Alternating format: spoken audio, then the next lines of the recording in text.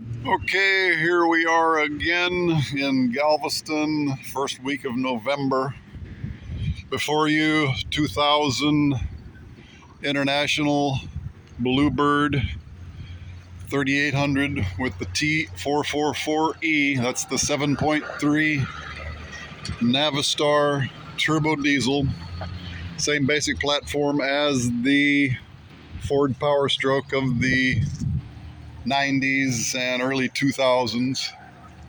They discontinued, I guess, with the advent of a little stricter emissions. They stopped the 7.3 in late 2003, early 2004.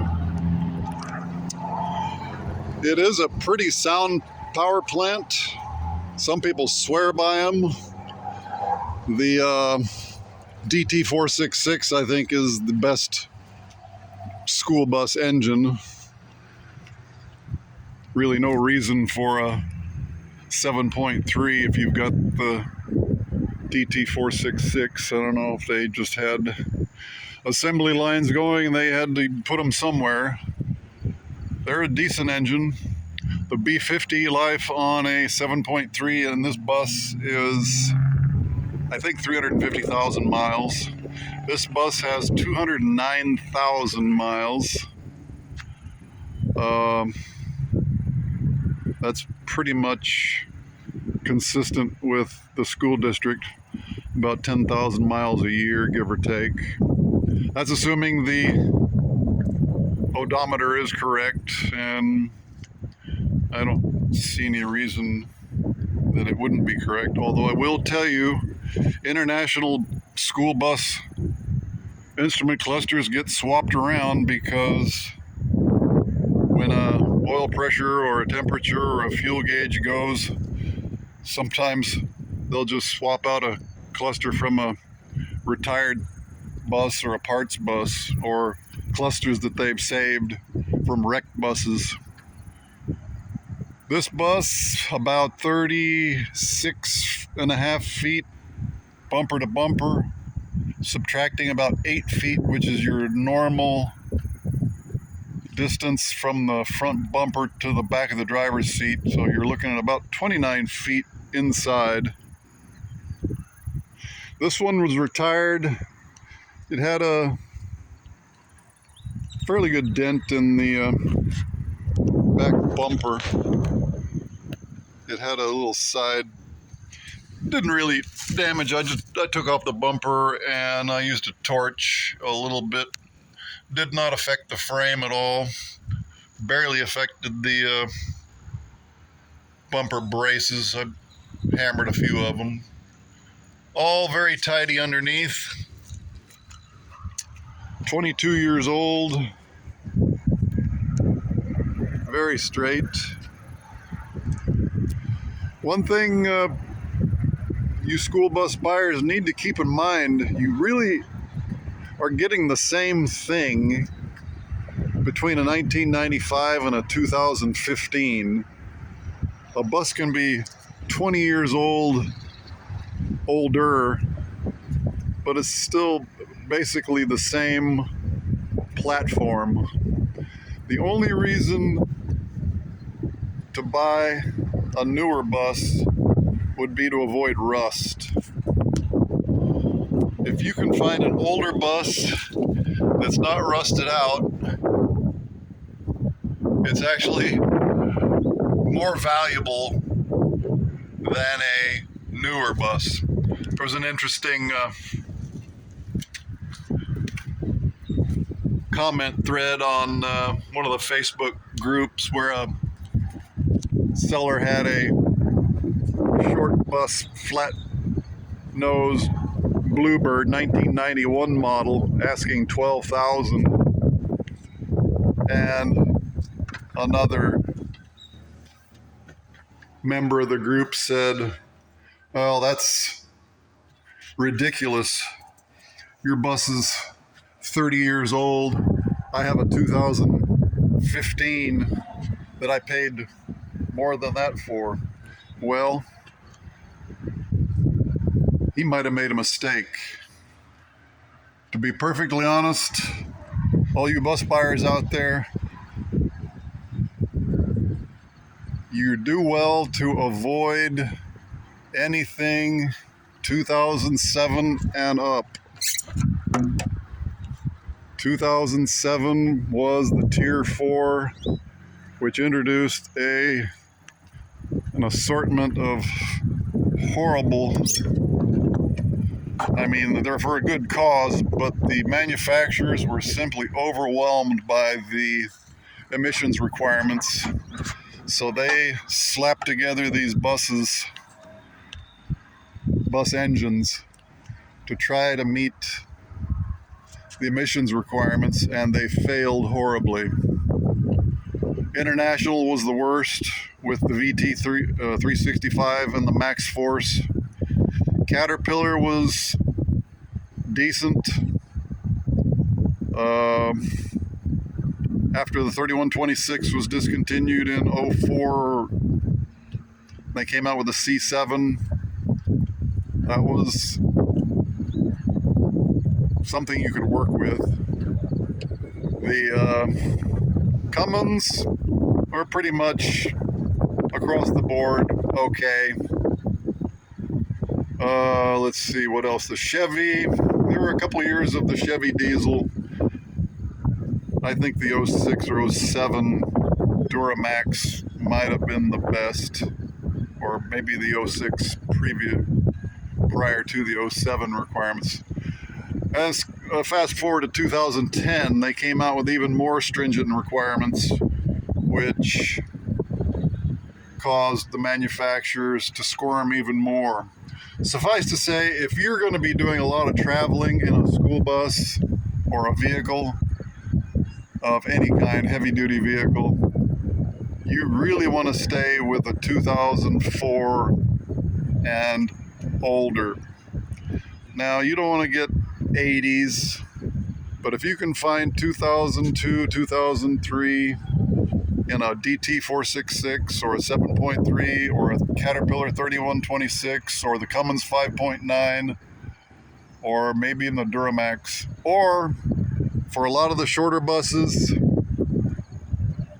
go ahead and get a gas engine. If you're going newer than 06, get a gas engine. Your cost of ownership on some of these newer diesels will be astronomical if you don't maintain them meticulously. And even if you do maintain them meticulously, they will still break your budget. The best school bus, as far as I'm concerned, is like a 9-window with a DT466. Or if you have a chance to get a 3126 Caterpillar in decent shape, that's fine. A Cummins 5.9 in almost any form is okay. Now this bus, let's talk this bus. Here we are. Does have air brakes. There's a Bendix air compressor, charges the air brake system. Do not fear air brakes. They are really ridiculously simple. This one did have the aftermarket crankcase recirculation system, which is a nice thing. Rather than blowing out crud straight in onto the street, it is recirculating. It does have a Garrett turbocharger there. One thing you need to pay attention to is all of your hoses on the intake side. Make sure you have no leaks. If you have leaks, the engine has been possibly dusted. That will result in accelerated piston ring wear, cylinder wear for the most part. Let's see, in here, shocks aren't too old. I don't know if I brought up that spring. The spring had paper on it there. So this spring has been replaced. These tires are very good. The wheels looked almost new when I got it. does have two very nice heavy duty. They're East Penn, so made by Decca. The transmission is the 545 Allison. It has a kind of a curious, crappy gold clear coat finish on it. It does have a reman sticker. Looking for rust. If you're in the market for a bus, rust is the killer. Really, hardly anything to go wrong with an older bus other than rust. Keep in mind that older buses have to be maintained, and so a lot of parts have indeed been replaced. Hoses, air brake lines, transmissions. Oh, I had done a previous video. I thought that this thing on the valve cover, because it looked nasty, I thought maybe it was a hole in the valve cover, but now I've seen some more of these on some other buses, and I believe that it is a notification that the exhaust system had been altered. This, I believe, was equipped aftermarket. I think through an EPA grant, they put a DPF filter in place of the exhaust. Kind of a very rudimentary DPF filter made by Donaldson, and it has a monitoring system and a little computer. This one obviously is no longer working. They might have taken that filter off and put it on another bus. I've read that several school districts over the years that had older buses got grants from the EPA to retrofit to reduce, especially in town, Houston smog emissions. So that makes sense. You can see the armoring of the diesel tank, very stout steel square tube there. Does have the typical scratches on the roof. Floor is consistent with 20-something years old. The ceiling and walls are incredibly pretty. And I'm thinking maybe they replaced at some point those sheet metal pieces above the windows. I might be taking some of these cameras out just to put fake ones in my place in Belize. There's the Donaldson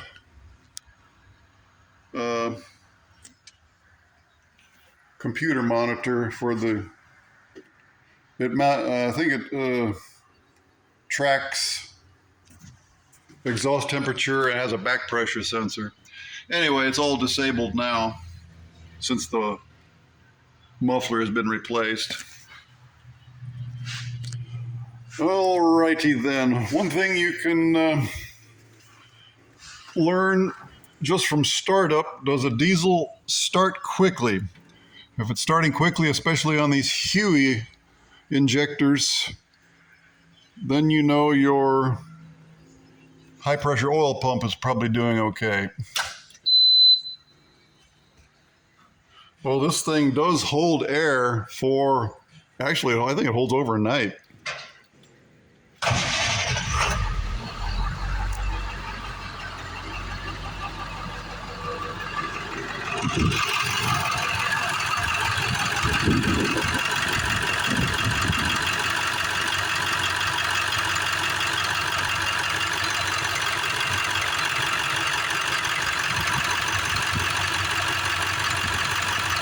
What's stay on there, but it's at an angle.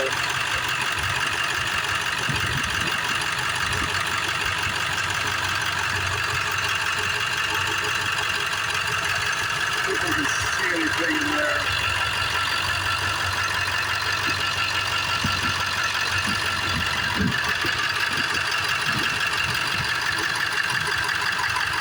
Let's have a newer alternator.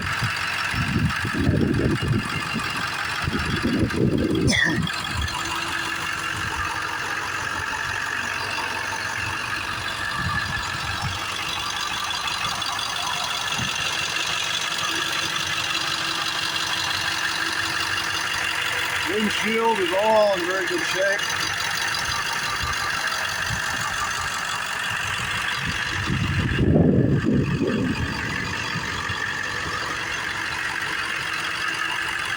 All in all, a very solid bus. All right, this has been kind of a deeper dive into school buses. Again, if you're in the market for a school bus, you can fly in and drive this thing home. I would recommend most people don't buy a bus sight unseen too far away, because the perils of a long distance repair or a midway tow job can ruin your great price. So a bus like this, or any bus that is running, driving, licensable, not spewing oil, not puking smoke, that you could actually get in and go camping or move your household. A bus like that, doesn't matter what it's sold for at auction, for a retail buyer it's worth at least $4,000 to $5,000.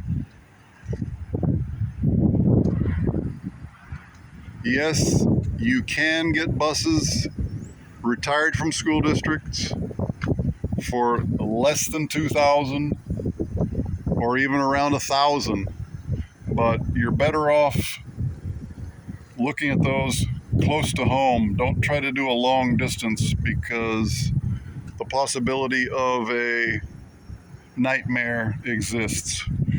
All right, so that's 18 minutes. I have a new internet connection. Let's see if this thing will upload. That's why I've done kind of slow and plodding here. If you're really serious, I guess any amount of video is worth watching. All right, signing off from Galveston. What is this? I think this is the 7th of November.